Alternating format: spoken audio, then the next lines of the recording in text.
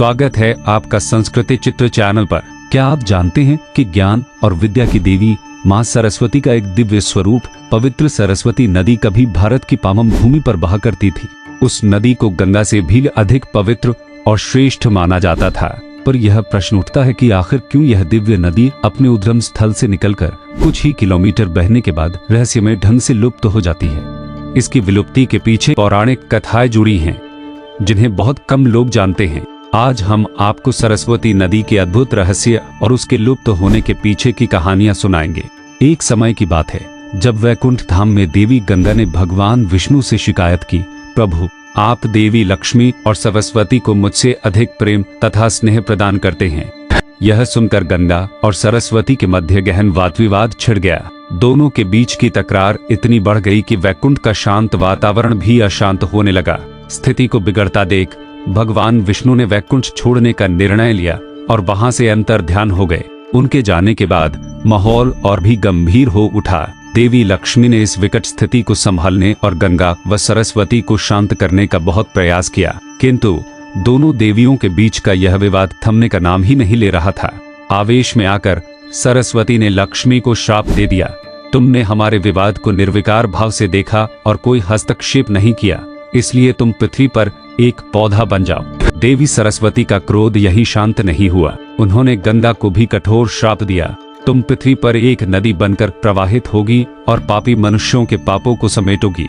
सरस्वती के इस कठोर श्राप को सुनकर देवी लक्ष्मी तो शांत रही, परंतु गंगा का क्रोध भड़क उठा। आवेश में आकर गंगा ने भी सरस्वती को श्राप दे दिया, तुम भी पृथ्वी पर एक नदी बनकर बहोगी और मनुष्यों के पापों की भागी बनोगी। तभी भगवान विष्णु वैकुंठ वापस लौट आए और तीनों देवियों के श्राप को जाना। उन्होंने देवियों द्वारा एक दूसरे को दिए गए श्राप के बारे में जानकर बहुत दुख महसूस किया। भगवान विष्णु ने उन्हें समझाकर उनका क्रोध शांत किया और अपनी भूल का एहसास कराया।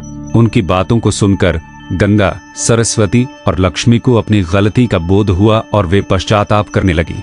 इसके बाद देवियों ने भगवान विष्णु से श्राप से मुक्ति का उपाय पूछा। अब भगवान विष्णु ने कहा, श्राप का फल तो तुम्हें भोगना ही पड़ेगा, क्योंकि दिए गए वचन को कभी बदला नहीं जा सकता। नियति का यह अटल विधान था।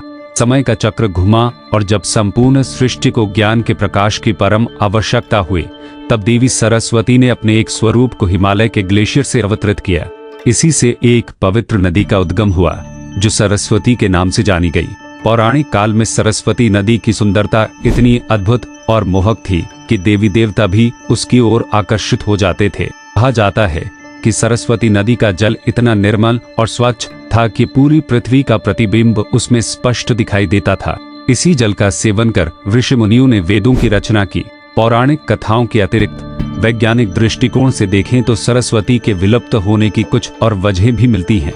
भूगर्भीय प्लेटों का परिवर्तन, बारिश में कमी और जलवायु परिवर्तन मुख्य कारण रहे। मानव हस्तक्षेप से भी नदी का मार्ग बदला गया, जिससे उसका प्रवाह कमजोर हुआ और वह सूख गई।